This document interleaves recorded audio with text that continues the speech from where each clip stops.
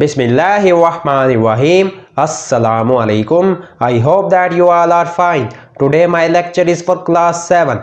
Now I am starting today's lecture. Exercise 12A, question number 5. In the given figure, AB parallel CD, PQ perpendicular AB and LM perpendicular CD. ये given figure में students AB parallel है CD के, PQ perpendicular है AB के और LM perpendicular है CD.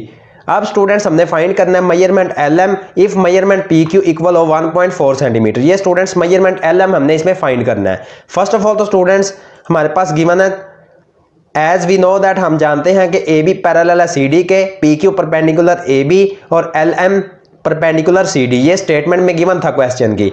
If measurement PQ equal हो 1.4 centimetre as. अब स्टूडेंट्स इस डायग्राम में PQ वाली ये वाली लाइन है और LM वाली ये लाइन है. ये दोनों लाइंस आपस में पैरेलल हैं. तो जो स्टूडेंट्स मेजरमेंट PQ की वैल्यू होगी वही मेजरमेंट LM की वैल्यू होगी. स्टूडेंट्स एज PQ पैरेलल है LM, सो मेजरमेंट LM भी इक्वल आ जाएगी 1.4 सेंटीमीटर. नेक्स्ट में है स्टूडेंट्स आपका क्वेश्चन नंबर 6. क्वेश्चन नंबर 6 में गिवन है in the given figure AB parallel CD, PQ and RS are two transversals. इस गिवन फिगर में AB पैरेलल है CD के, PQ और RS टू ट्रांसवर्सल्स हैं. Evaluate the angles X, Y and Z. अब students इसमें हमने इवेलुएट करना है एंगल्स को X, Y और Z को. अब ये स्टूडेंट्स PQ लाइन है, ये एक स्ट्रेट लाइन है. स्ट्रेट लाइन पे 180 डिग्री का एंगल बनता है. तो स्टूडेंट्स PQ इक्वल होगा 180 डिग्री के. PQ इक्वल 180 डिग्री के. By corresponding angles Y students equal होगा 60 डिग्री के. कोरेस्पोंडिंग एंगल्स में स्टूडेंट्स Y इक्वल होगा 60 डिग्री के. ये Y है स्टूडेंट्स, ये इक्वल होगा 60 डिग्री के. अब स्टूडेंट्स X और Y को ऐड करें तो ये इक्वल होगा 180 डिग्री के. Y की स्टूडेंट्स वैल्यू आ गई by corresponding angles Y is equal to 60 degree. X plus Y को ऐड करें, ये इक्वल होगा 180 डिग्री के. X प्लस Y की वैल्यू पुट कर दी, 60 degree is equal to 180 degree. X की वैल्यू फाइंड करनी है, 60 डिग्री राइट साइड पे आके माइनस हो गया है. 180 डिग्री माइनस 60 डिग्री माइनस किया तो X की वैल्यू इक्वल आ गई है 120 डिग्री के. अब स्टूडेंट्स Z में स्टूडेंट्स 75 डिग्री को ऐड करें तो ये 180 डिग्री के इक्वल होता है.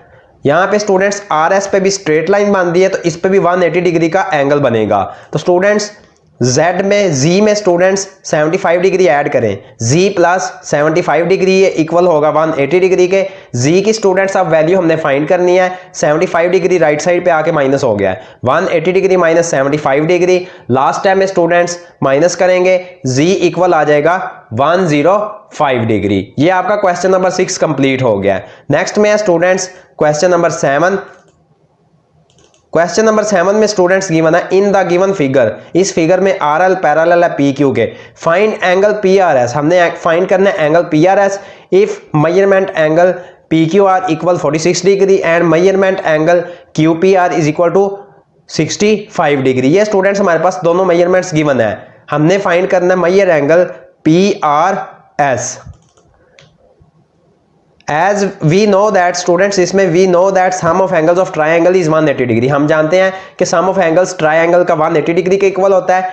P plus Q plus R इन तीनों को ऐड कर लें तो ये इक्वल होगा 180 डिग्री के. अब स्टूडेंट्स इसमें हमारे पास P पे 65 डिग्री का एंगल बन रहा है और Q पे 46 डिग्री का एंगल बन रहा है. उनकी वैल्यूज को पुट कर देंगे.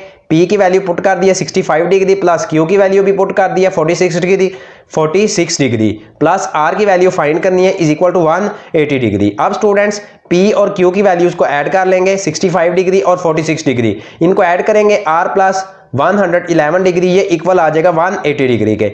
R की वैल्यू फाइंड करनी है, R is equal to 180 degree minus 111 degree right side पे आके माइनस हो गया, माइनस का 111 डिग्री माइनस किया तो स्टूडेंट्स R की वैल्यू इक्वल आ गई है 69 डिग्री के. अब स्टूडेंट्स हमने फाइंड करना था एंगल PRS. R में प्लस करें एंगल PRS को, ये इक्वल होगा 180 डिग्री के.